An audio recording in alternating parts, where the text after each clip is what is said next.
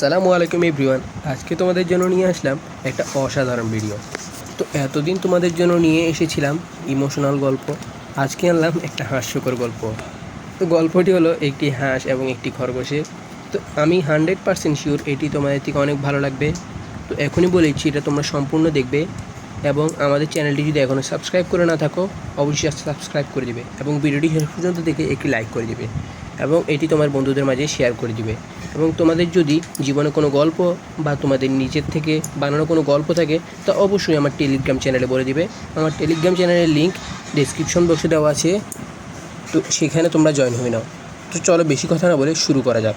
গল্প খরগোশবাবু আর গাজরের যুদ্ধ। এক বনে ছিল এক খরগোশবাবু, যার একটাই শখ গাজর দেখা মাত্র খেয়ে ফেলা। খরগোশবাবুর ডাকনাম সবাই দিয়েছে গাজর চোর। একদিন খরগোশবাবু নতুন এক গাজরের ক্ষেত খুঁজে পেল। ওখানে গাজরগুলো এত বড় যে খরগোশবাবু ভাবলো একটা গাজর খেলে আজ 3 দিন কিছু খেতে হবে না। কিন্তু সমস্যাটা হলো গাজরের ক্ষেত পাহাড় দিচ্ছে বড় মেজাজে হাঁসোনা বাবুরা বলল, ওই যে গাজর চোর, এখানে আসলে তোর ঠোঁট মেরে গাজর বানায় ফেলো। খরগোশবাবু বলল, হাঁসোনা ঠোঁট মারবি নাকি, আগে তো ধর। আর সাথে সাথে গাজরের দিকে দৌড়।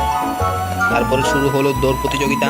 হাঁসোনা পিছনে ক্যাক ক্যাক ক্যাক করে চিৎকার দিচ্ছে আর খরগোশবাবু দৌড়াচ্ছে যেন মেসির গোল পাল্টা দৌড় চলছে।